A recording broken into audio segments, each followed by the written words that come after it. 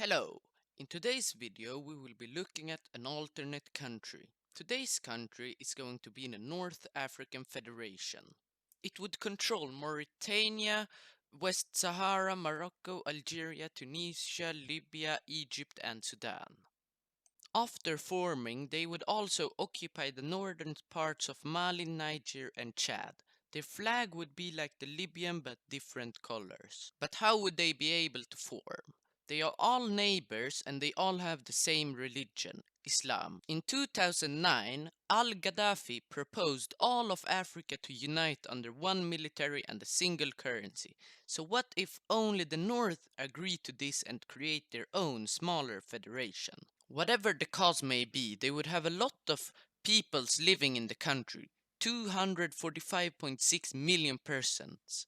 That will place them on the fifth most inhabited country in the world after Indonesia and before Pakistan. Their biggest city is Cairo and it would probably be their capital. Some other cities are Giza, Alexandria, Casablanca, Tripoli and Algiers. Because of former colonialism, the country is not fully developed, but they have a GDP of 783,344 million US dollars. This makes them the 21st biggest economy in the world, behind Turkey and before Taiwan.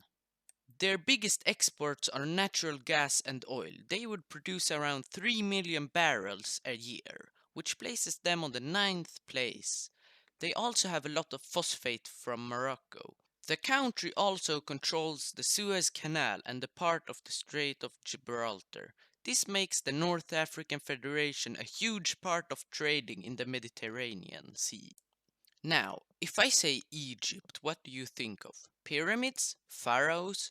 That's right. Our new country would have a big tourism, especially in Egypt and Morocco. Because who doesn't want to see big triangles built by some ancient alien species? The country would have approximately 28 million tourists per year, but this can have gone down a lot because of COVID-19. Now let's take a look at the military. They have a manpower of over 114 million men. They have around 23,600 armored fighting vehicles and 9,990 tanks. Most of their tanks are about 40 years old, like the M60 Patton from the USA. They have an air force of 2,317 planes.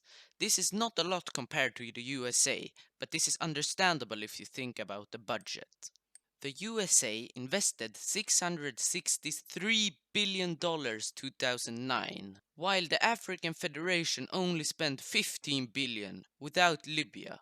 The North African Federation is centered around the Mediterranean, which means that they need to have a strong navy to maintain sea superiority. They have 2 helicopter carriers, 16 U-boats, 24 frigates and 19 corvettes. They also have a lot of patrol and mine warfare ships. With a good navy and control over the Suez Canal, it would be devastating for any Mediterranean power to declare war on them, because that would end all trade from the sea. What would this new power mean for the world? With its big population, it would be able to become an economic powerhouse. As we all know, Israel and Arab countries does not have the best relationship.